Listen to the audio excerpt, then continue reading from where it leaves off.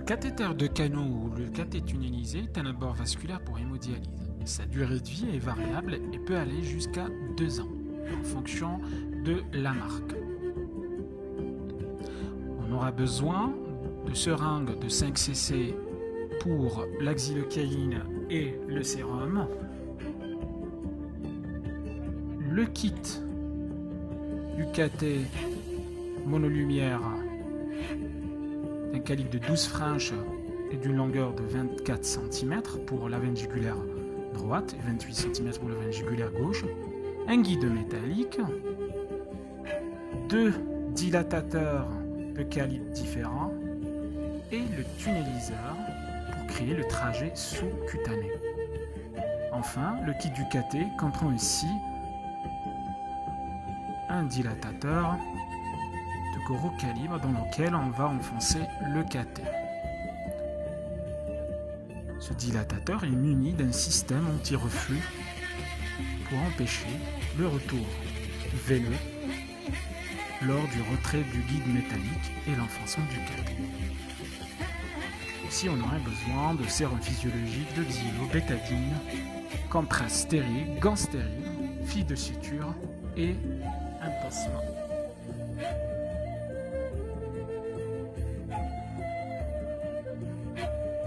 Le matériel comprend aussi une pincette,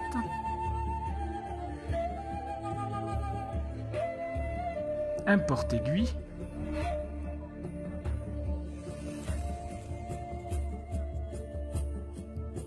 et enfin une pince à disséquer pour créer le trajet ou le tunnel sous-cutané.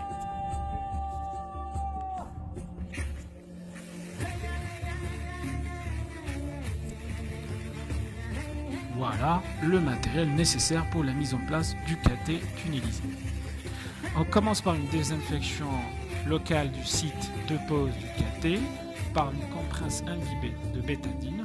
Cette désinfection se fait selon un gradient excentrique.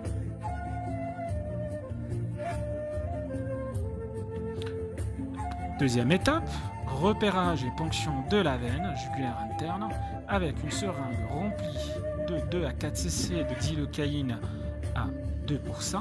On repère le pouls carotidien au sommet de l'angle du triangle formé par le muscle sternocleido-mastoïdien. On ponctionne à environ 0,5 à 1 cm en dehors de l'artère carotide sur un angle de 45 degrés en visant le mamelon.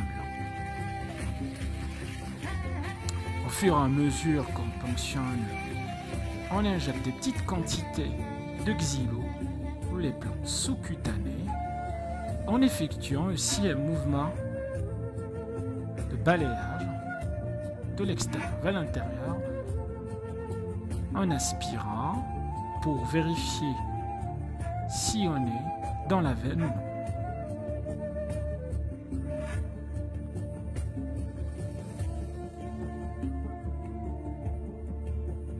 Voilà, on a ponctionné la veine jugulaire interne avec du sang veineux qui paraît rouge foncé. La deuxième étape, sur le même point de ponction, à l'aide d'un trocar, on reponctionne notre veine jugulaire interne avec le même angle d'inclinaison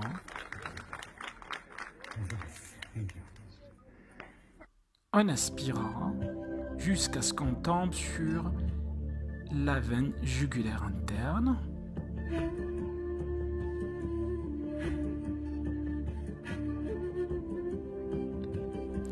Voilà, on dévisse notre seringue et on laisse que le trocar. On ramène notre guide métallique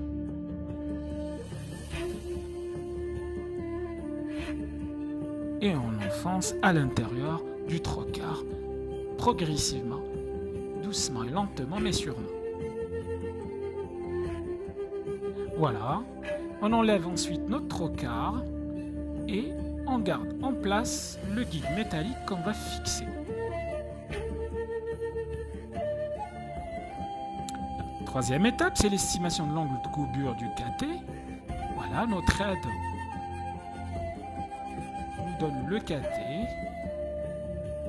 en essayant d'estimer l'angle de courbure du KT en fonction de l'orifice d'émergence du KT et le papillon pour fixer le KT, en essayant d'avoir l'angle le moins obtus.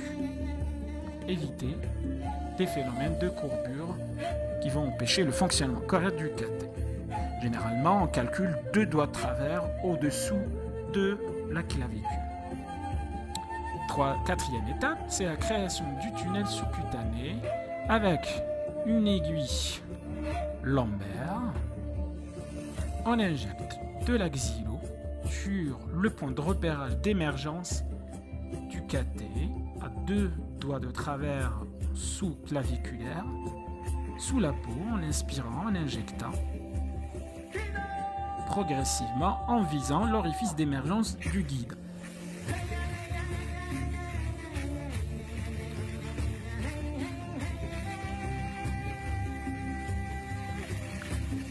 La même chose sur l'autre versant avec l'aiguille fine cette fois-ci.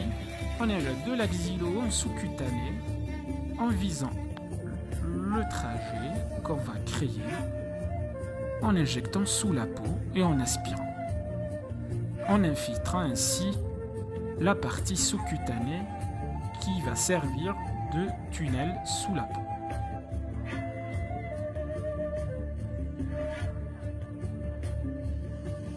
Avec un bistouri, on réalise une petite incision au niveau de l'orifice d'émergence du guide pour faciliter la sortie du tunneliseur après.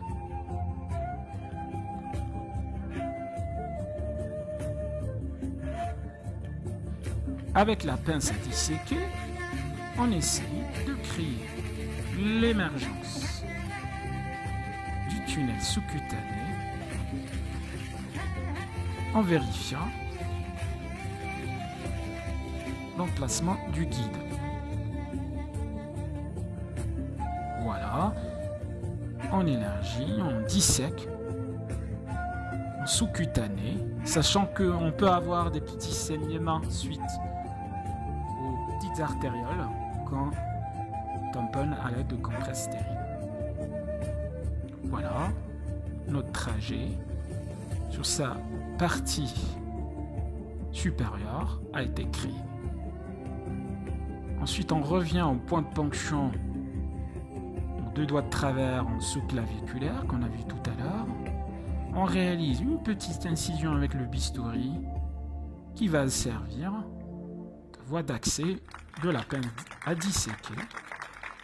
La même chose, on essaie de disséquer en sous-cutané pour créer la partie inférieure du trajet sous-cutané. Voilà, on dissèque et on élargit avant l'introduction du tunneliseur qu'on va fixer sur le KT avec une voie d'abord inférieure. On introduit le tunneliseur en sous-cutané en visant l'orifice d'émergence supérieur. Voilà, doucement, progressivement, pour arriver à l'orifice cible. L'aide essaye de nous guider pour avoir une sortie correcte.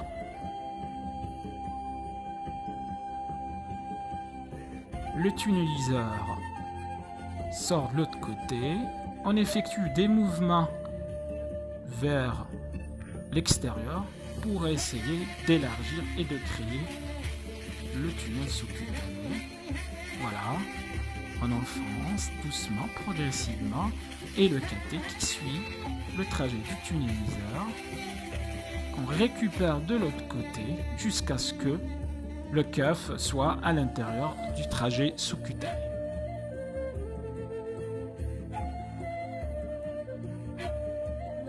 Il faut faire vraiment attention parce que parfois le cathé peut se détacher du tunneliseur et on sera obligé de refaire le travail avec un retour à la case départ.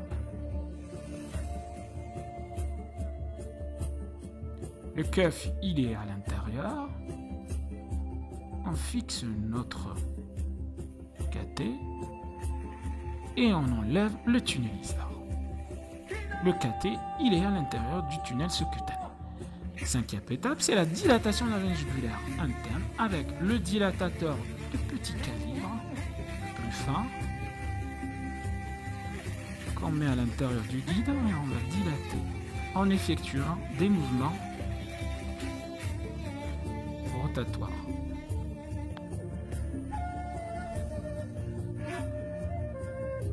Comme si on est en train de visser le dilatateur. Ensuite, on utilise le deuxième dilatateur. Il faut, au fur et à mesure, surveiller que le guide ne s'est pas déplacé de la veine jugulaire interne. Le deuxième dilatateur de calibre plus important que celui du premier, le même.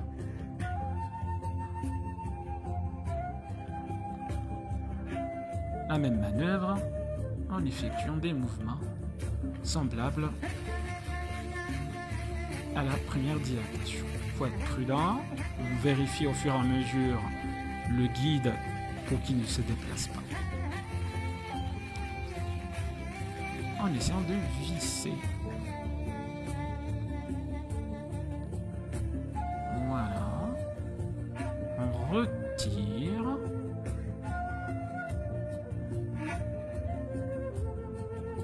Non, on vérifie toujours le guide. Voilà. On arrive au dilatateur, le dernier dilatateur, on l'enfonce dans le guide, sachant que ce dernier dilatateur est muni d'un système anti-reflux. On l'enfonce, la même chose, doucement, progressivement.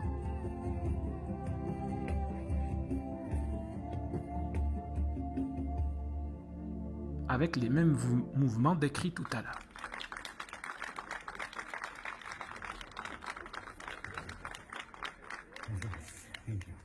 On vérifie si le système anti-reflux est bien mis en place. On enfonce progressivement en vissant le dilatateur. Voilà.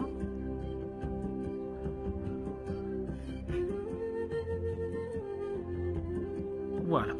On retire le guide. Voilà. Avec ce dispositif, tout le guide et un système anti-reflux permet d'éviter l'écoulement du sang veineux.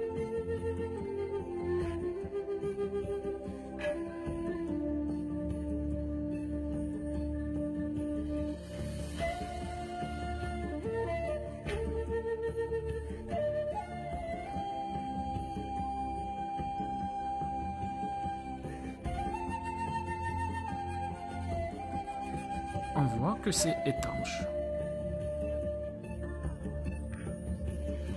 Prochaine étape, on enfonce le cathéter à l'intérieur du dilatateur. Ce dernier, on le casse en deux pour le déchirer et avec l'aide, on arrive à mettre le cathé en place, comme on voit sur la vidéo.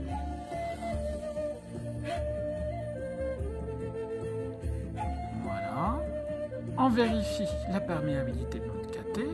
Avec l'autre seringue, on voit que la voie rouge artérielle est fonctionnelle avec un débit satisfaisant.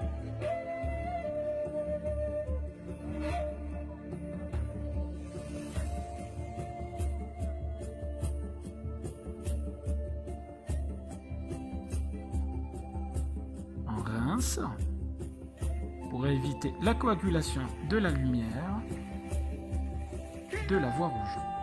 Voilà, on voit bien que ça fonctionne avec un débit satisfaisant. On fait la même chose avec la voie bleue en rinçant la voie toujours. Voilà, la voie bleue, on voit aussi qu'il y a un retour V. Donc le KT, il est bel et bien en place et il est fonctionnel. Mais on verra la dernière étape, on doit le vérifier, le positionnement du KT sur une radio thoracique de contrôle. Voilà, on rince la voie bleue aussi avec du sérum physiologique qui contient 2 cc d'héparine pour avoir un éclaircissement de la voie des 2 voies du KT. Ensuite, on procède à une héparinisation des 2 voies en injectant successivement 1,7 ml d'héparine dans la voie rouge et 1,6 dans la voie bleue. Sachant que ça varie d'un KT à une autre et que c'est mentionné sur la lumière des 2 KT.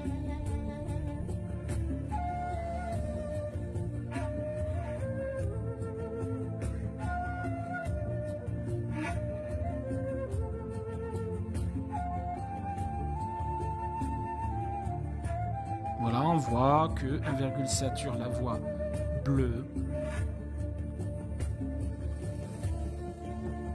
Enfin, on désinfecte avec des compresses imbibées d'eau oxygénée pour passer à la prochaine étape.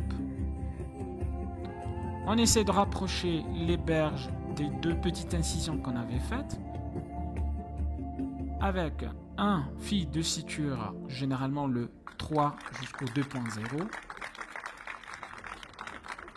en suturant la petite incision qu'on avait faite au niveau de l'émergence du guide.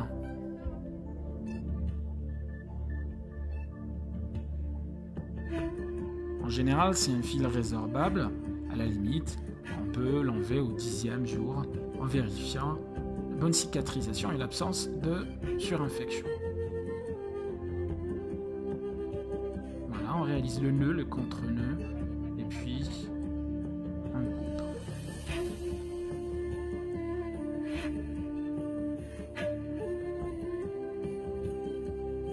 La même chose avec l'émergence ou l'incision de la partie inférieure du trajet. On rapproche les berges avec du fil. Généralement une petite suture, un seul point devrait suffire. La même chose, le nœud, le contre-nœud, puis on coupe.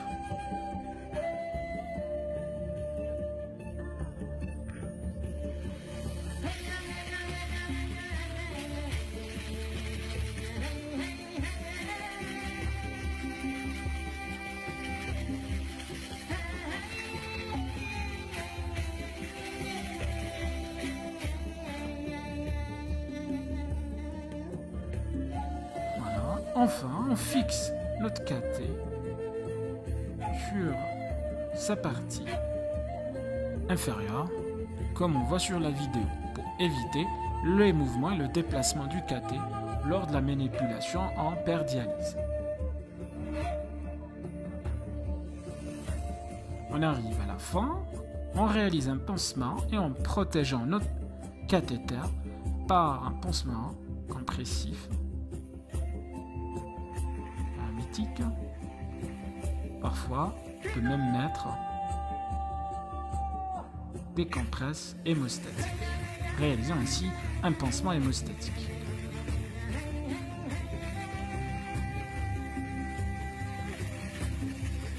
Sachant que les 2 voies rouges et bleues ont été fermées par un bouchon de chaque côté.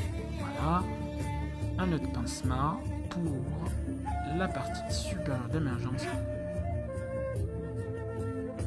guide, un pansement compressif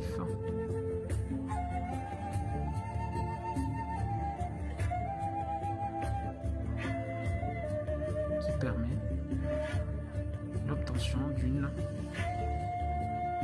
compression satisfaisante. Voilà, on a fini. Notre KT est bel et bien en place avec un fonctionnement qui a été prouvé, mais on doit vérifier si la position est correcte et en l'absence de complications qu'on voit sur la radio thoracique qui a été mise en place avec une belle courbure. Voilà, j'ai fini. Merci de votre attention et un grand merci à l'équipe de Daxi qui m'a beaucoup aidé pour la réalisation de cette vidéo.